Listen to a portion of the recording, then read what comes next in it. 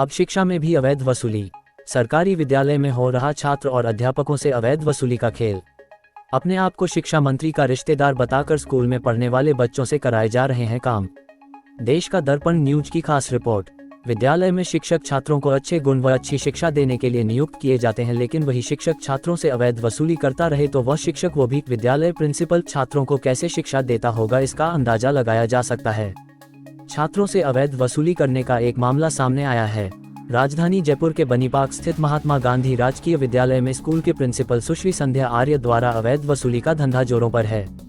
यहाँ पर पढ़ने वाले बच्चों से कॉपी किताब के नाम पर अवैध वसूली की जा रही है, जिसकी शिकायत कई बार स्कूल में पढ़ने वाले बच्चों के माता पिता कर चुके हैं। इसके बाद भी अवैध वसूली की जा रही है, जबकि राज्य सरकार शिक्षा विभाग के आदेशानुसार सरकारी विद्यालयों में कक्षा 1 से 8 तक कोई पैसा नहीं लिया जाता है व कक्षा 9 से 12 तक सिर्फ 10 रुपये छात्र शुल्क के लिए जा सकते हैं। इसके बावजूद भी मिली जानकारी के अनुसार बच्चों से 1000 रुपये तक अवैध वसूली की जा रही है व कुछ अध्यापकों से भी उनकी सैलरी देते वक्त 400 से 500 रुपये वसूली की जा रही है, जो पूर्ण रूप से सरकार के नियमों के खिलाफ है। यह मामला पद का दुरुपयोग व संज्ञेय अपराध की श्रेणी में आता है। मिली जानकारी के मुताबिक आपको बता दें कि यह महिला प्रिंसिपल पूर्व में भी अपने स्टाफ में कार्यरत सत्येंद्र शर्मा वरिष्ठ अध्यापक के SC एक्ट के तहत जवाहर नगर थाने में FIR दर्ज करवा चुकी है, जिसमें FR भी लग चुकी है। एक अन्य स्टाफ चुन्नीलाल सिरोलिया व्याख्याता को भी षड्यंत्र में फंसाया गया था। इस महिला प्रिंसिपल को 1 से ज्यादा बार आपो भी किया जा चुका है, लेकिन बार बार अपनी ऊंची पहुंच और शिक्षा मंत्री की रिश्तेदार बताकर वापस ज्वाइन कर लेती है। अधिकारी भी इन पर कार्रवाई करने से डरते हैं। आखिर कब तक इस तरह का अवैध वसूली का खेल इस विद्यालय में चलता रहेगा? देखने की बात यह है कि क्या शिक्षा मंत्री इस मामले पर कोई कार्रवाई करते हैं। क्या मामला है ये? सर, हम महात्मा गांधी बच्चे पढ़ते हैं हमारे, तो वहाँ पर पहले तो 500 रुपये फ़ीस मांगा करते थे। बोले आपको फ़ीस तभी मिलेगी, वो कॉपी किताब तब मिलेगी आपको, साल में एक बार फ़ीस जमा होती है। ठीक है। अब आजकल 1000 रुपये कर दिए उन लोगों ने। अच्छा। और पढ़ाई में भी बहुत वीकनेस चल रही है, इनको कोई ढंग से पढ़ा नहीं रहे बच्चों को, बहुत लापरवाही। स्कूल का महात्मा गांधी बनी पार्क में अपने। तो ये 500 रुपये पहले 500 लिए जाते थे? पहले 500 लिए जाते थे। कितने लिए जा रहे हैं? अब 1000 रुपये लिए। क्या बोर्ड के लिए जा रहे थे पहले 500 रुपये?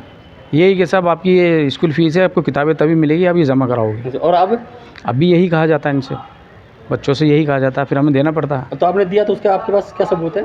लीव वो देते हैं हमें, बोले बाकायदा आपको रसीद देंगे, आप वो रसीद देते हैं रेड कलर की। तो रसीद हमारे पास है। जब आपको रसीद दी गई है जी जी, वो सरकारी है या पर्सनल उनकी ये रसीद है? अब साहब महात्मा गांधी लिखा हुआ उस पर, तो महात्मा गांधी राजकीय वगैरह। जी हाँ, राजकीय महात्मा गांधी पर्ची पे लिखा। ये 1000 रुपये इसी साल मांग रहे हैं या पिछले साल भी मांगे थे आपसे? पिछले साल भी मांगे थे, इस बार भी, उससे पहले 500 लिए थे। उससे पिछले साल 500 लिए गए थे, तो अब ये 1000 रुपये कर दिए। जी हाँ। तो इसमें स्कूल बुक्स वगैरह तो शायद आपको पता है गवर्नमेंट शायद गवर्नमेंट। जी हाँ बिल्कुल, हमें मालूम है, लेकिन हम ये कहते भी गवर्नमेंट की तरफ से, बोले साहब ये आपके साल में एक बार जमा होते हैं और चाहो तो हम इसकी आपको दे देंगे, प्रूफ दे देंगे, रसीद देंगे। तो उनसे आपने ये पूछा होगा कि किस बेस पर आप ये 1000 रुपये दे रहे हो? पूछते साहब, बोले आपको देना पड़ेंगे, तो जमा होते हैं, हम नहीं लेते ये सब। साल के साल एक बार पैसे देना, साल में एक बार देना पड़ेंगे आपको, इसलिए हमें देना पड़ता है बच्चों को पढ़ाना। अब बच्चा कौन सी क्लास में पढ़ रहा है? मेरा 7 में गई है बच्ची है। 7th में? जी।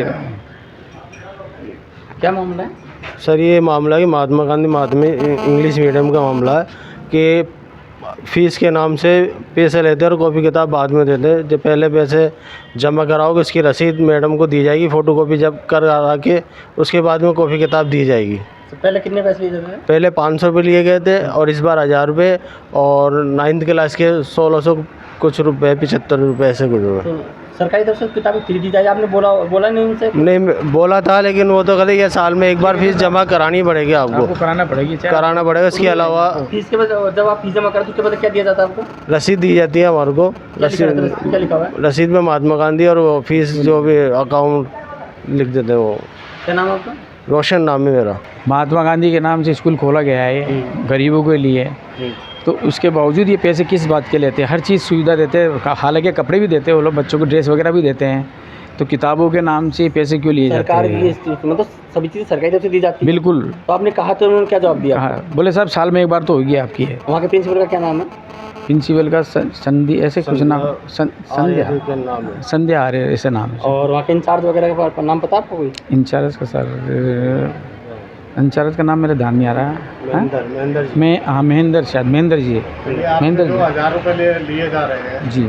ये इसका पता प्रिंसिपल को है क्या? प्रिंसिपल के जरिए लिए जा रहे हैं या किसी दूसरे के जरिए लिए जा रहे हैं? सब पूरा स्टाफ भी बैठा रहता है वहाँ, तो प्रिंसिपल आपने प्रिंसिपल से बात भी तो की होगी कि ये 1000 रुपये किस चीज़ के ले रहे हो आप? वो यही कहते हैं, बोले साहब इसी चीज़ के लिए जा रहे हैं कि साल में एक बार होगा जब आपको कॉपी किताब मिलेगी।